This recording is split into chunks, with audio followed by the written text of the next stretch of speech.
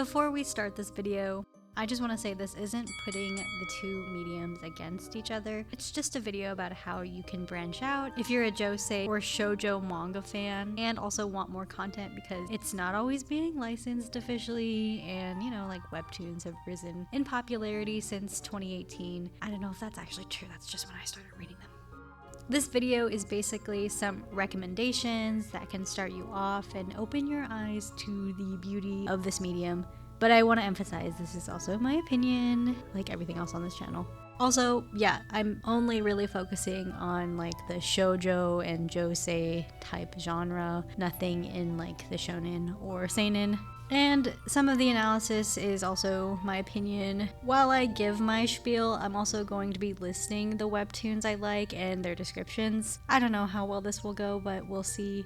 Hopefully it makes sense. The first thing I want to highlight before anything story related is the ability to discuss online pretty conveniently while reading a webtoon, and this is specifically on a couple of apps. In a previous video, I have talked about the different apps, but I'm going to go more into depth about the features and what I like and what I don't like. Here are the 4 core apps that I use. If you're using Webtoon or Tapas, there are comment sections, so after every chapter you can discuss with other people or just see what other people are thinking, which is kind of nice. If you do read manga digitally, you don't really have a comment section afterwards, and like sometimes you're like, oh my god, I need to talk about this with someone right now. And like, of course, Reddit is always an option for both, but I don't know, it's just nice to have that feature of like immediate gratification or immediate feedback of like, oh my god, I hated this chapter. You did too? Cool. Another pro that I really like about webtoon or manhwa is that it's a lot easier to find new webtoons, because look at this UI. It kind of has all the genre breakdowns, and then there's a really amazing rating system that I really enjoy. I think finding a good shojo or josei is kind of hard sometimes because Shonen Jump and Kodansha are not like the best at suggesting new things. They kind of just feature what's relevant. Ebook Renta is okay, but I don't really like their price model. Plus, you can see their app is not really rated that well and it's not very functioning. On one hand, the pro of using Shonen Jump or Viz is that you only pay like $3 a month and can have access to most of their content library. However, not all the titles are free, and you do end up paying the regular manga volume price for something digital, which is fine. The only issue I have with that is sometimes stuff is actually missing from the digital copy. Take the last chapter of Haikyuu. There's a lot of panels that were actually cut out, and if you only have the digital version, you're missing out on these. Plus there's redrawn panels, and it's just a little better quality if you have the physical copy. From what I have seen, webtoons are obviously formatted and created for online consumption, and yes, there are physical copies, but first and foremost, they are online. So you don't have that disparity where you're missing key panels from your story. But the con of webtoon apps is that aside from Webtoon, which does have a large free section that's weekly, with these 3 you do have to pay to read each chapter. So it's definitely less accessible if you're not an adult with a job. But even if you are an adult with a job, it's still kind of annoying. And obviously I'm not here to tell you what to do, but I'm just saying that supporting webtoon artists on their official apps really helps things get translated. They get more support so their story can continue, because the entire world is reading their story legitimately rather than just illegally. I get it.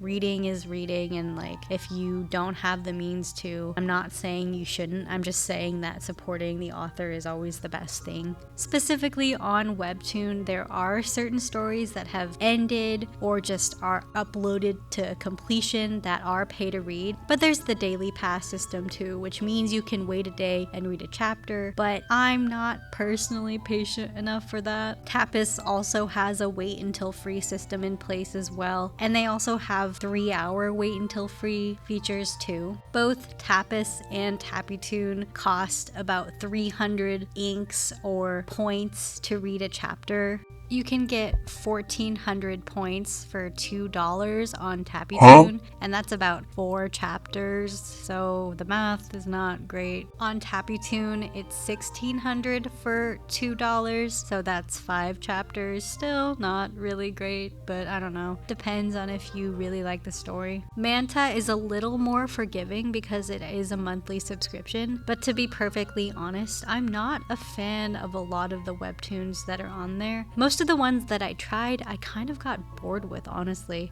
And they just weren't my cup of tea, or they just had characters that I just didn't really love or fall for. I need to try again. I know that there have to be some good ones on there. I'm just like reading a lot. Here's my list of all the ones that I've read or am reading. So I'm not too bothered by it. Here's my personal ranking for the apps. I like Webtoon the most. It has a great UI, it has a great rating system and comments, and a lot of great webtoons. That's the one thing that really makes it stand out, is the rating system. Yes, sometimes it is manipulated by audiences who are just trying to hate. This webtoon specifically got review bombed because of some controversial thing that the author said when they were really young. This webtoon is one of my favorites and also got rate bombed because of the concept of the first chapter, but it's literally one of the best stories I've ever read, and it's very wholesome and sweet. So I don't know, don't always trust the rating system, but sometimes they are valid.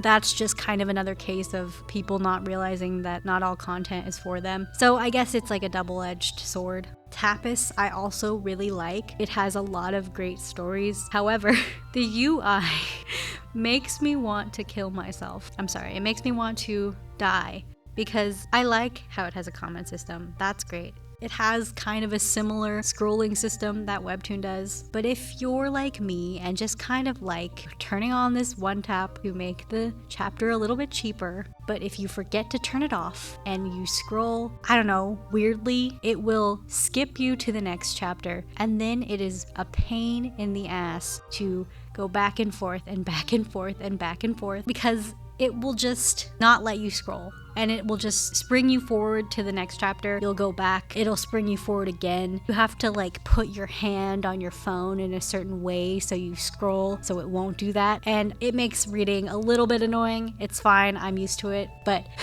the secret to it is to, when you get to the bottom of the chapter, you turn on one tap, go to the next chapter, you immediately turn off one tap, and then you're good. But aside from that, it has really great stories. I think a lot of the romance fantasy manhwa that I read are on this app largely. I'm only reading about like 1 or 2 modern stories, but this one is really like the place for romance fantasy. TappyToon, it has a lot of good stories, but a lot of them I've also dropped, or they've just kind of felt boring and they've dragged on. And that's not really the fault of the app, but there's a lot of stories that I've just like tried to like and then I ended up dropping. But there are a lot of good ones on here. Ray Liana is on here, you know, the one that got the anime adaptation. And I'm personally actually like reflecting after watching the anime. I don't know if I actually liked it that much. It's good, but there are more webtoons on here that I like better. I'd like to remind everyone that these are all my opinions, so take them with a grain of salt. And then yeah, Manta Comics, like I said, it actually has a very good UI. I really like it. It doesn't do that thing Tapas does, but it doesn't have a comment section. It doesn't really have a rating system, and I just find the stories lacking. This is my smallest content library. In terms of content, Webtoon is where I read my most modern day romances. There's some romance fantasy scattered through, but most of them are modern. I even have the days of the week that certain comics come up, like memorized, just because I really like them a lot. For me, Sundays and Mondays are the best of my Webtoon days. Wednesdays are really long. I don't know why. I'm reading like 20 Webtoons that day, and it feels exhausting because a lot of those specific Webtoons are actually like very rage inducing, but on purpose. And I like them. But oh my god, sometimes I want to go into the screen and punch someone. And yeah, I know I can just not read the webtoon, but like, you know, like when you're like, this sucks, I hate it, but you're like, this is so good because the characters are so good, but I want to kill everyone.